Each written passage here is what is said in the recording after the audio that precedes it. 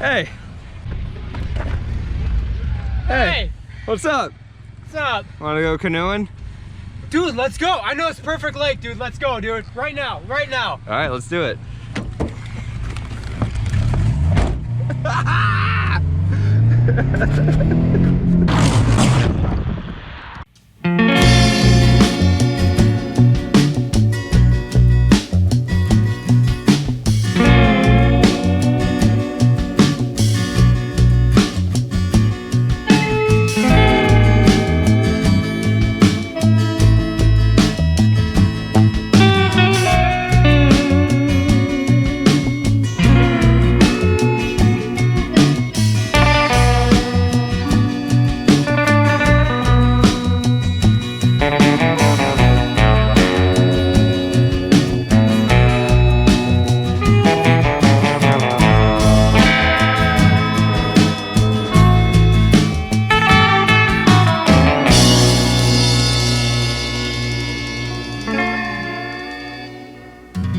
All right, so here we are. Woo! What's up? Welcome back to Gallhorn Productions. This is going to be a brand new series that we're going to be doing here. It's going to be called A Walk in the Park. This is going to be the first episode. I'm going to bring a different guest each time. It's going to be a different point of scenery. We are here at a beautiful lake. What's this lake called? Canadice Lake. Canadice Lake. Fantastic. That's where we're at. We're at Canadice Lake, and I'm here with my very good buddy Eric. What's up? What's up? So we're here at this beautiful lake, as you guys can see. I guess it's kind of not appropriate to call this a walk in the park because we're going to be in a canoe. Yeah, we're just going to show you the experience that we have throughout the entire time, and maybe a little surprises down the line, and we'll see what happens. Basically, you're watching us get drunk. So we'll see you guys out there. Peace.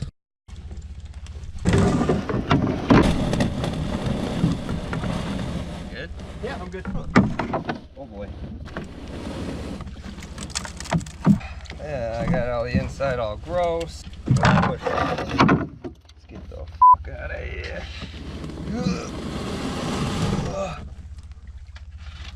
And off we go.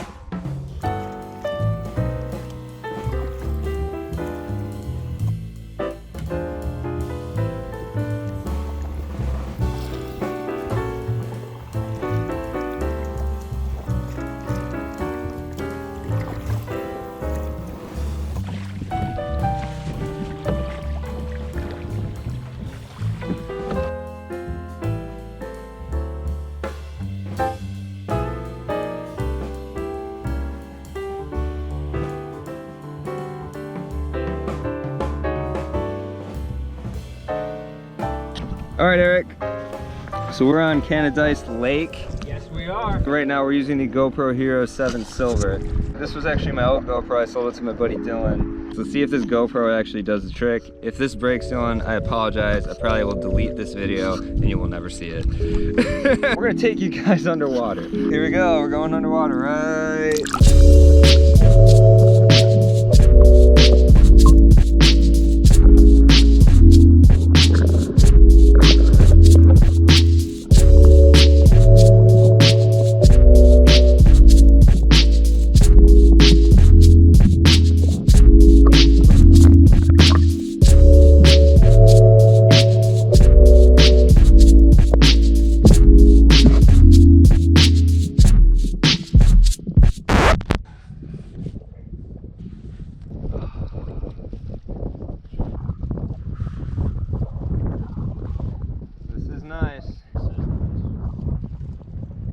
Do this more, man.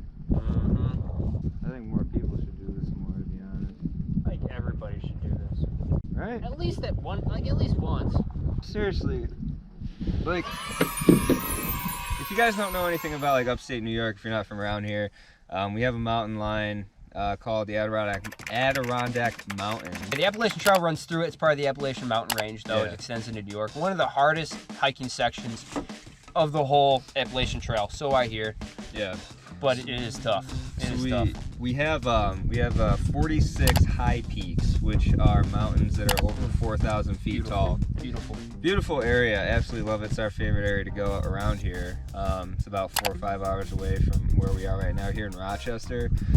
So it was the first time we went out there, and I'm just like, yeah, I'm like gung-ho, want to go hiking with this guy. Like, this guy knows what he's doing, whatever. So we were pumped. We were pumped. We're super pumped, but I was an idiot because I went to Walmart and got like boots. I got my gear all from Walmart. Everything was Walmart gear. You don't do that. Like, that's the one thing. You gotta like research and prepare and stuff like that. You wanna, yeah. We had like this plan where we found this trail. We were gonna go up, and like the way the trail worked, there was like other trails that led down as you went up, because you can reach those other peaks from different trails and stuff. We had a loop set up. Yeah, so we had a loop set up so that, like, you know, if we went a little bit too far or whatever, we would be able to like make it down and like make it back to the car. So we didn't really plan for an overnight, like, at all. But I still brought like the tent on my back. I really don't know why I did, but I did. Didn't have a sleeping bag, didn't have a pillow, didn't have any gear like that. I just had this Fox Sasquatch hoodie. I don't know if you guys are familiar with that, but they're like really big and furry, so They're thick. super thick. They're big. Nice hoodie. But we wanted to do it prepared. We wanted to do it fully loaded. So we had like heavy gear. We weren't really like crazy planning stuff like that. So we hit one, or did we hit two? I think. Honestly, I don't even know to this day. I I look at a map and I don't know where. Yeah, me either. Looking back at the pictures, and if I can find them, I'll put them up here. I'll show you guys. I say we did lower and upper.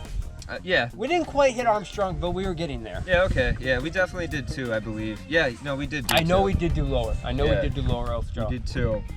So I remember it was starting to get like around 3 or 4 o'clock. And we were getting to the summit of our second one, and it was decent timing, you know, but it was still like getting a little bit late for us. We hit our summit, it was beautiful, we got a lot of good pictures, we were really high up. And then we started to notice it was getting a little too late because the sun was starting to set. And we're like, oh shit, that's not good. We ain't making it back today. But damn did we try. We were literally running down this mountain. And I remember looking back as we were running, and I was seeing like little bear dens. The bears were already hibernating at that point in time, but still, like, we were going down the trails and like seeing like bear den behind us. So I was kind of freaking out because, like, again, this is my first time being there. I've never seen a bear. Till this day, I've never seen a bear. That freaks me the hell out. But mind you, it was raining all day too, so it was pretty wet. Sun just went down super fast. So we got cold. And it got really cold real quick. We were around 4,000. 3,500 feet up at that point, because we really didn't make that much leeway. We got on the back face of it, get a little bit out of the wind, but yeah, didn't really help much. No, not so much. Didn't help really. No. So it was better, but right. So at that point, we were just like looking for some sort of clearing off trail. Anything. Just to set something up to just kind of chill there for the night, which really sucked. Because we found this one spot, and it was pretty wet. We tried to light a fire to cook dinner and stuff like that, but we could barely get anything going. It lit, but not for long. Yeah, not for long. And it wasn't even that big. It sucked. It was not good times. We cut our losses. He set up a lean-to. It was like a little tarp. I was working with a tarp tent. I was experimenting with a tarp tent at the time. So I just had a tarp, thought, you know, I'll run a couple of string of lines and see what I can make of it. Right. But this guy... So I had his summer tent. Now, if you've got a summer tent, you know, you got screens that are open for your windows and stuff. You got a lot of really good ventilation coming through. It's meant for ventilation. Yes, it's a summer tent. Now, I'm laying in there. There's like no blankets or anything, so I just have like, you know, my backpack and like old clothes and stuff that I was laying on for like a pillow. It was just me and the floor, basically. My knees were up in my hoodie, and I was like holding myself like shut as much as I could. And dude, it was just that wind that was ripping through that tent. It was a whole other sound while we were sleeping. It was a whole other essence. Sleeping? I ain't sleep. Through every like 10 minutes. Yeah. Wake up, just whoosh. Dude. What is just the sound of this wind rushing through the trees? The thing that I remember the most, something most vividly that I remember. You guys remember the movie Titanic? You remember like when Jack was like talking about like how cold the water was? It was like knives going in your body. By the way, come on. He could have. I mean, come on. He could have. You could have made it. You could have made. I mean, There was room. There's for more than enough room on that door. Come on. Rose is a bitch. So there's that. It's fucking cold is the point. It's cold as fucking shit. cold. Super cold. So I remember laying there, and I remember because like we were kind of like in a valley in a sense, and you're like big line of trees up this way, big line of trees up this way. Thought and we were trail. protected. Yeah. Just remember hearing from the very top of the tree line. I remember hearing the wind start to barrel down through the woods, through the tree line, getting closer and closer, and I'm waiting for it. I'm like, it's coming, it's coming, it's coming. And all of a sudden, it just rips through the tent. And any ounce of like heat that I had in my body just got ripped right out of the tent. Gone. I was freaking out. I thought I was gonna start dying of hypothermia at this point. This was no good. He was in a mummy bag. In a mummy bag. So That was all He was in right. decent shape, but it was still cold. So I'm like, yo, dude, do you have any? 2 in the morning, I hear, Eric! I'm like, I grab my knife. I think there's something happening, right? That's my friend, Eric! Just the sound of his voice means there's distress. I grab my knife, I'm like, yeah, what? What, Bronson, what? Do you have an extra layer of clothes? Oh, my heart just settles. Peace. It's still, oh man. He's Yeah, got dude, I peace, got man. you, man. I got you. Dying. I start, Dying. everything. We are using everything. Yeah, so he gave me as much as he could, and then he also gave me this emergency blanket. If you guys have ever seen or ever used an emergency blanket for anything at all, they're shit. Like, I'm sorry. Like, they're awful. They're like just the size of the top of you, and they're supposed to like insulate you. In theory, it should work for the material it is. It's like Mylar or something weird. So like, I wrapped it as much as I could around my body, and it was like just under, like right here, like right under my legs, and I was just holding it shut and like tying my hoodie up so like just my eyes and my nose were sticking out to breathe, and I'm laying there, and as long as I didn't move at all, like I was good. Like the heat would start insulating in the blanket, and I was good. And then as soon as I went like just a little bit, it would just suck out every ounce of heat that I had, and it would just replace it with the cold. Because I was like breathing so hard, there was a lot of condensation that was building up in this tent from my body heat and everything getting messed up. So like all the condensation was on top of the tent. So not only was it windy, not only was it cold, but it was raining on me in my tent from my own perspiration. It's like a Skrillex concert. It was terrible. It was like a dubstep show. It was just god awful, full awful. So I'm just laying there. I'm going like in and out of consciousness at that point. I was starting to actually get scared. I didn't know what to do. We didn't have any reception. We were over 3,000 feet up, 4,000 feet up, and It was a tight spot. I didn't know what to do. I just remember going in and out of consciousness, and all of a sudden it was just white. And I'm like, what is going on? It was white, and I opened my eyes, and I'm in the tent. And it was like the next day. No wind, it was just quiet. Daylight. Yeah, and I'm like, what? What happened? Am I actually alive? What the hell is this? I remember looking up, I'm like, oh shit, Eric. So like, I opened the tent up, it's freaking snow everywhere. It snowed that night. That's why it was so cold. So last night was fun. Woke up to all this snow. It wasn't here when we went to sleep. And I think I was battling hypothermia last night. That was fun. Yeah, it snowed, and that's why it was so freaking cold that night. I woke up, got out to Eric. Was I thinking about last night? Mm-hmm. Are you sure you weren't dead? And that I kept sliding out, so every time I'd wake up, I'd be right below rain and snow. I had zero energy by the time we laid down the night before from hiking my very first time, and then shivering the entire night, battling hypothermia. I had zero energy. We didn't really have much food to replenish all that either, and we had to hike back down the mountain that day to get back. And that was probably the coldest, worst time I have ever had in my entire life, but I keep going back there because it's freaking gorgeous And now the walk down was beautiful. Yeah, with the waterfalls. The waterfalls. That I mean, dry riverbed with that mountain in the background. Yep. I'll find that picture and put it right there. Yep. It's freaking beautiful. It's actually him in the picture. It looks really good. And that was with like my old phone, so like take that with a grain of salt. But it's always the hike down.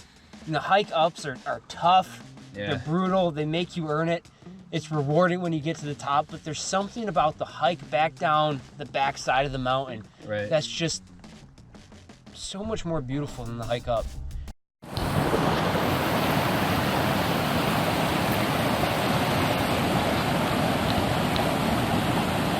This is what it's all about. It's like there's more waterfalls. It's like it's just more scenic. Yeah. It's like, why didn't I come up this way? It would have been less shitty. yeah, it's like always been that way. I don't understand, but I definitely appreciate it. With stuff like that, which kind of like brings me to like my whole summation of why I started this like whole Gallahorn Productions thing, and like what we're doing out here right now, this whole like walk in the park series that we're starting is really just to kind of get people out there. There's more than day-to-day 9-to-5 BS that we all put up with every day. Like I have a 9-to-5 job. I'm never going to mention that in any of these videos because that's not what I do outside of work. When people ask me what I do, I don't say like, oh, I work at this place. Like, no, I make videos, or I'm a musician, or I do all sorts of stuff, like, because I don't live to work. I work to live. And I feel like people should be more motivated like that in life, because you're gonna get more out of life. You're gonna appreciate more stuff like that, stuff like this. Like we're out here, we're on a freaking canoe right now in this beautiful lake. Look at this. This is absolutely gorgeous. Like I love this. And you know how much this cost us? Gas money, like $5. Gas, if that. You know, like whatever drinks that we decided to bring, like whatever. If you don't have a canoe, there's places to rent them too. You don't have to buy one. Just get outside. That's really the whole basis of this, is just get outside, enjoy life, enjoy what you have, you know, because you only got one shot at this.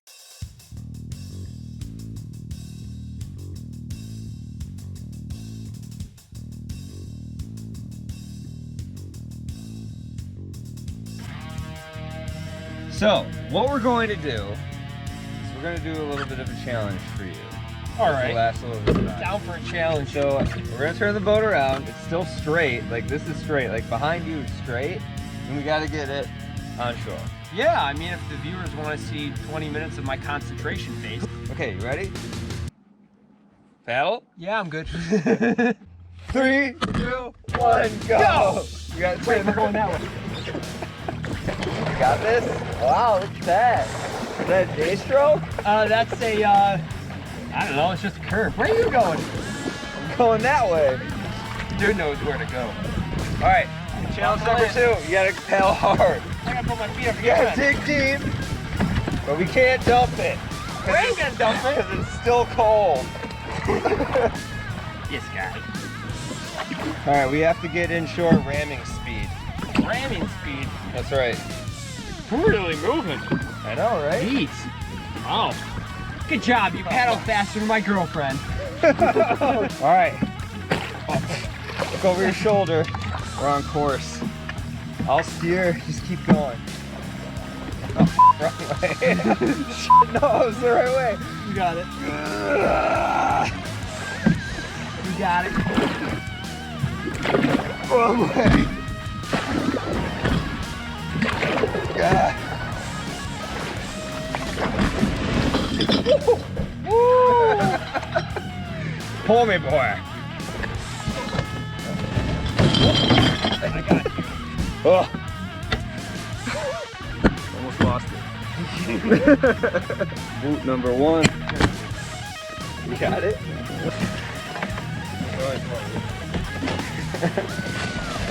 Okay. High five. And there it is.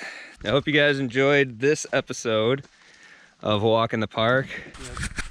All right, and just like that, we're done. I'll see you guys in the next episode. Take it easy. Peace.